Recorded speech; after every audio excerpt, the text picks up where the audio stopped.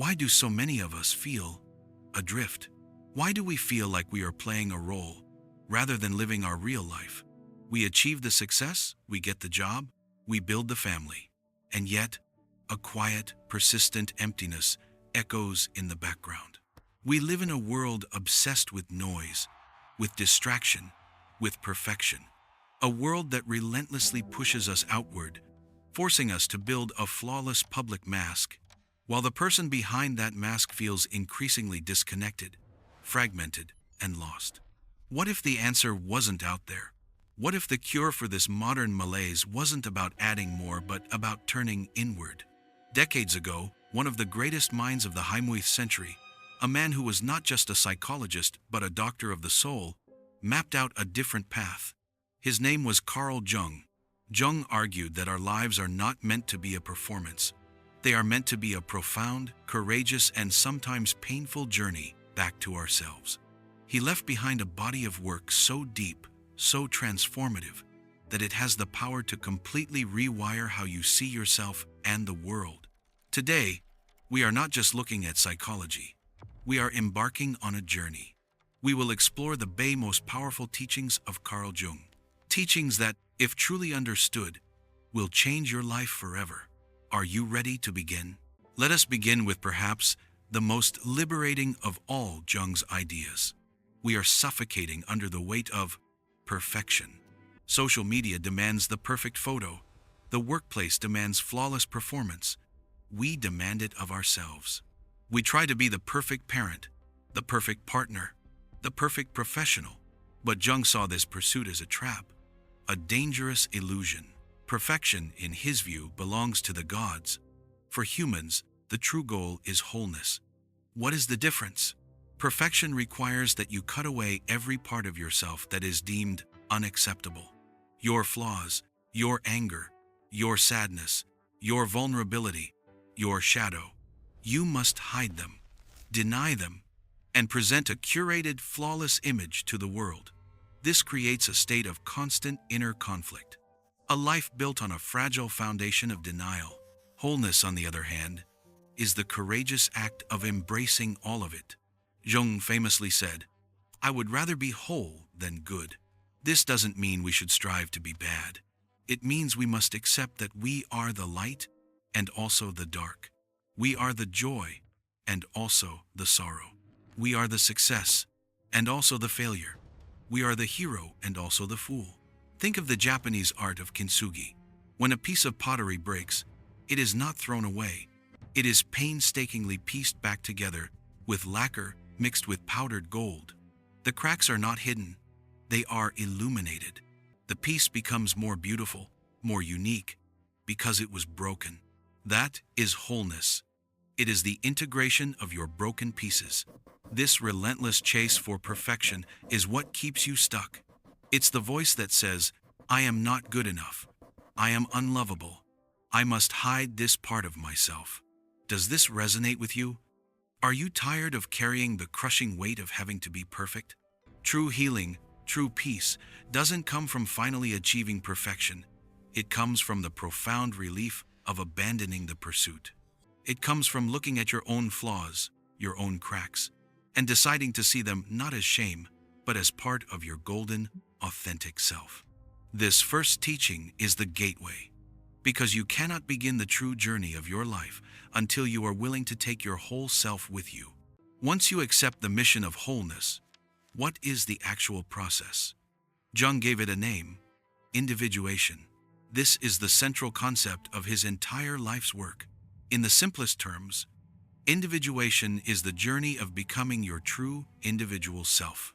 It is the process of shedding the layers of programming, expectations, and false identities that you have accumulated from your parents, your culture, and society. It is not individualism, which is often just a selfish assertion of the ego. It is becoming individual, as in undivided. Think of an acorn. The acorn's destiny, its individuation, is to become a mighty oak tree. It is not trying to become a pine tree or a rose bush. It contains within it the complete blueprint for its own unique fullness. We, too, are born with this blueprint, a blueprint of the self the total whole version of who we are meant to be. But from the moment we are born, the world tells us who to be. Be quiet. Be successful. Fit in. Don't be that. We build a life based on these external demands. We become a good student, a rebellious teenager, a driven professional. But these are just roles. They are not the self. Individuation is the lifelong process of listening to the call of that inner blueprint. It is the journey of differentiating yourself from the collective, the sea of mass opinions and expectations to discover what is authentically you. This is why Jung's work is so profound. It's not a quick fix. It's not numb steps to a happier you. It is a call to the most important adventure of your life, the quest to find and become the person you were always meant to be. It requires you to question everything you think you are. It demands that you look at the parts of your life that feel false, that feel like a performance, and ask, who am I behind this mask? Have you ever felt this pull? A feeling that the life you are living, as good as it may look on the outside, is somehow not yours? That is the call to individuation. It is your true self, knocking on the door of your conscious mind, asking to be let in. So, if we are shedding layers to find our true self, what are these layers? And how does our self even communicate with us? Jung's answer is one of his most famous and misunderstood concepts, the archetypes. He proposed that humanity shares a collective unconscious, a vast inherited psychological reservoir of symbols, instincts, and memories from our ancestors. It's like the cloud storage of the human soul. Within this collective cloud are the archetypes. These are universal, primal patterns, or blueprints for human experience. Think of them as the operating system running in the background of your mind. You didn't install this software, but it dictates much of your behavior. While there are countless archetypes, the hero, the mother, the trickster, the sage, Jung identified 4 core archetypes that we must confront on our journey of individuation. First, the persona. This is your mask. It is the you that you present to the world. Your persona as a professional, as a friend, as a parent. It is a necessary tool for navigating society. The problem is not having a persona. The problem is when you mistake the mask for your real face. When your entire identity is invested in being the successful doctor or the funny friend, you have lost yourself to the mask. Second, the anima and animus. Jung observed that each of us contains a psychological echo of the opposite gender. The anima is the inner feminine in a man. The animus is the inner masculine in a woman. For a man, integrating his anima means connecting with his capacity for relationship, creativity, and feeling. For a woman, integrating her animus means connecting with her capacity for logic, assertiveness, and structure. When these are not integrated, we project them. A man might seek his missing feeling side in a woman, becoming codependent.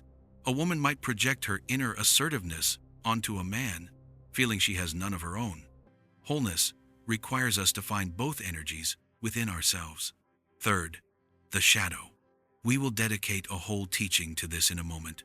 But for now, know that it is the archetype of everything we deny about ourselves. And finally, the self. This is the most important archetype. It is the center, the entirety of your psyche. It is the oak tree that the acorn is striving to become. The self is the archetype of wholeness, the regulating center that wants you to individuate.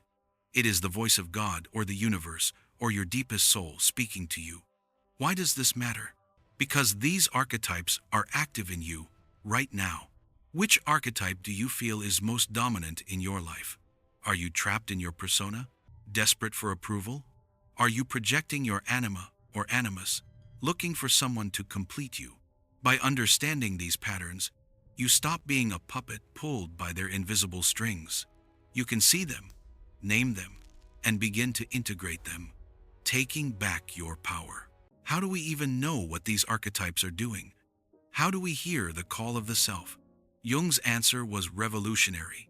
Pay attention to your unconscious mind. For Freud, the unconscious was a dark basement. a cellar where we locked away our most primitive and shameful desires. For Carl Jung, the unconscious was not an enemy. It was an ally. It was a vast, ancient source of wisdom, balance, and guidance. He believed the psyche is a self-regulating system. Your conscious mind, your ego, is only one small part. Your unconscious mind is constantly working to compensate for the imbalances of your conscious life. If your conscious life is too rigid, too logical, too obsessed with control, your unconscious will send you messages of chaos, feeling, and freedom to try and bring you back into balance. And how does it send these messages? Through dreams. Dreams, for Jung, were not just random neural firings. They were letters from the self. They are the pure, uncensored voice of your unconscious, speaking in its native language, the language of symbol. Let's use an example. A high-powered executive, obsessed with success, keeps having a recurring dream that he is back in school, naked, and completely unprepared for a final exam. A Freudian might interpret this sexually, but a Jungian would ask, where in your waking life do you feel naked and unprepared? The dream is the unconscious compensating for the man's conscious arrogance. It's whispering, you are not invincible. You are exposed. You have neglected a vital part of your education. To listen to your unconscious, you must learn its language. Pay attention to your dreams. Write them down. Don't use a generic dream dictionary. Ask yourself, what does this symbol mean to me? Pay attention to slips of the tongue, what Jung called Freudian slips, with a smile. Pay attention to fantasies, to the art that moves you, to the stories you are drawn to. These are all clues from the deep. Do you pay attention to your dreams? Have you ever had a dream so vivid, so powerful, that it felt like a message? You were not going crazy. You were receiving guidance. The key is to learn how to listen. This is where Jung's ideas bridge the gap between psychology and pure magic. What happens when you do start to listen? When you begin the work of individuation, when you face your archetypes, and you start to live in alignment with your true self, the universe begins to speak back. Jung called this synchronicity. We have all experienced it. You are agonizing over a life-changing decision. You finally make the hard choice, and in that instant, the perfect song plays on the radio, validating your feeling. Or you think of a friend you haven't spoken to in a decade. 5 minutes later, your phone rings. It's them. A coincidence? Jung would say, no. He defines synchronicity as a meaningful coincidence, where an event in the inner world, a thought, a feeling, a dream, is connected to an event in the outer world, and this connection has no causal explanation. It is not you causing the phone to ring. It is a moment where the boundary between your inner world and the outer world becomes thin. Synchronicity, for Jung, is the self, the total psyche, arranging the outer world to give you a sign. It is the universe winking at you, saying, you are on the right path. Pay attention. Yes. These moments often happen at major turning points, during times of great personal growth, or when you are in a state of flow. They are confirmations, but you can only see them if you are looking. If you are trapped in a purely rational, materialistic worldview, you will dismiss them all as just a coincidence. You will miss the guidance. But if you are open, if you are on the journey of individuation, you will start to see these meaningful patterns everywhere. It feels as if you are in a dialogue with destiny. Have you ever experienced a powerful synchronicity? A moment so coincidental it sent a shiver down your spine? I would be fascinated to read your story in the comments. These are the moments that prove we are part of something far, far bigger than our own small ego. We have spoken of wholeness, archetypes, and the unconscious. Now we must turn to the most difficult and most important of all of Carl Jung's teachings. You cannot become whole until you are willing to face your shadow. The shadow is the archetype of everything you have rejected, repressed, and denied about yourself. It is your dark side. It is the cellar of your psyche where you have locked away every trait that your conscious mind finds unacceptable. Your anger, your jealousy, your greed, your fear, your selfishness, your laziness. We all have one. The nicer and more perfect a person appears on the surface, the larger and darker their shadow is likely to be. Why? Because they have had to repress so much of their natural humanity to maintain that good image. Here is the central problem. What you do not own, owns you. When you deny your shadow, it does not go away. It goes into the unconscious, where it gathers strength and operates in the dark. It controls you. How? Through projection. When you cannot accept a trait in yourself, you become obsessed with it in other people. The man who is militantly nice and cannot stand selfish people is often projecting his own repressed, healthy selfishness. He is denying his own needs, and so he rages when he sees others healthily asserting theirs. The person who gossips constantly about the immorality of others is often projecting their own repressed immoral thoughts and desires. Jung's most famous quote on this is a warning. Until you make the unconscious conscious, it will direct your life, and you will call it fate. This is shadow possession. It's the good person who suddenly has a catastrophic outburst of rage. It's the moral politician caught in a massive scandal. Their denied shadow finally built up enough pressure and exploded, destroying their life. Shadow work is the courageous, painful process of turning around, unlocking that cellar door, and walking down into the dark with a flashlight. It is the process of looking at your own darkness without judgment. It is asking, what is the part of me that I have denied? It is seeing your jealousy, not as bad, but as a wounded part of you that craves what another has. It is seeing your anger not as evil, but as a powerful part of you that is trying to protect a boundary. Jung said, the gold is in the dark. The shadow doesn't just contain bad things. It also contains your power, your creativity, your authenticity, your gold, which you also repressed because you were afraid of it. This is the hardest work you will ever do. It is terrifying, but it is the only path to true freedom and wholeness. If you find this concept of shadow work challenging but insightful, please hit that like button. It's a sign that you are ready for this deeper level of truth. Finally, what happens when all of this comes to a head? For decades, we can run from our shadow, live in our persona, and ignore the call of individuation. We can build a successful life based on the world's rules, and then we hit bon mui, or nam mui, and it all falls apart. We call it the midlife crisis. The man who buys the sports car, the woman who leaves her family. We see it as a failure, a tragedy, a breakdown. Carl Jung saw it completely differently.